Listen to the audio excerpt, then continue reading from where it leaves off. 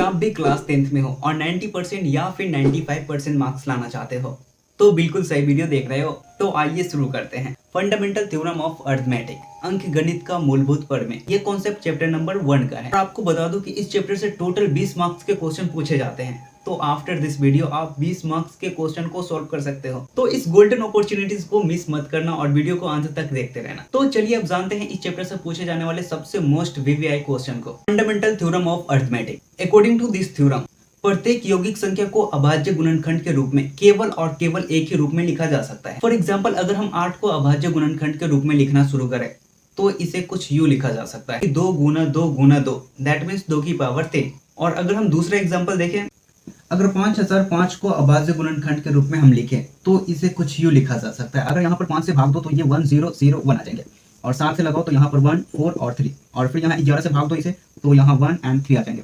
तो आप कह सकते हो कि 5005 को अभाज्य गुणनखंड के रूप में यहाँ 5 7 और फिर 11 और फिर 13 इस रूप में लिखा जा सकता है, और ये इसका केवल इकलौता फॉर्म है। इसके अलावा इसे और किसी भी रूप में नहीं लिखा जा सकता है। अपने प्रैक्टिस को और इम्प्रूव करने के लिए इन सारे क्वेश्चन को सॉल्व कर सकते हो और अपना आंसर कमेंट में कर देना। मैं उसे चेक करूंगा और उसे प्यारा सा हार्ट दूंगा।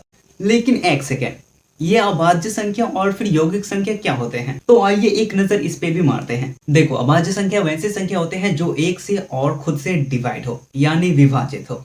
A positive integer p are prime number if its divisor only 1 and itself. For example 2, 3, 7, 5 and so on.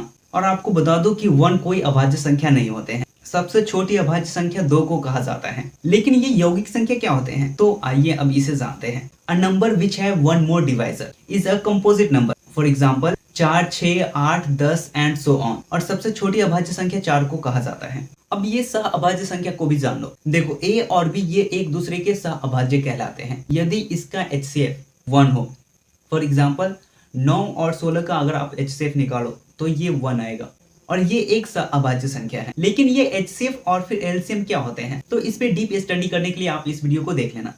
फिलहाल अभी हम यहाँ पे इस फॉर्मूला को स्टडी करते हैं। तो देखो, ये हमारा एक फॉर्मूला होते हैं कि HCF और LCM, ये दोनों को अगर आप मल्टीप्लाई करोगे तो इसका रिजल्ट a और b, जो हमारा पहला संख्या और दूसरा संख्या होगा, उसके बराबर आएंगे। और इसी फॉर्मूला को आप इस तरह भी लिख सकते हो कि HCF और LCM को डिवाइड किया जाए a और b से तो इसका रिजल्ट 1 आएगा। और अगर यहाँ पे हमारा HCF मान लो 2 दे दिया गया और फिर LCM क्या आएगा ये हमें निकालना है, तो यहाँ पर हमारा a और फिर b भी दे देगा। तो ये 4 दे दिया और ये 10 दे दिया, तो इसका एलसीएम क्या आएगा? तो हम यहाँ पर इस फॉर्मूला को अप्लाई करेंगे। लिखेंगे एलसीएम बराबर होते हैं a गुना b और बटा में जो हमारा HCF दे दिया है वो।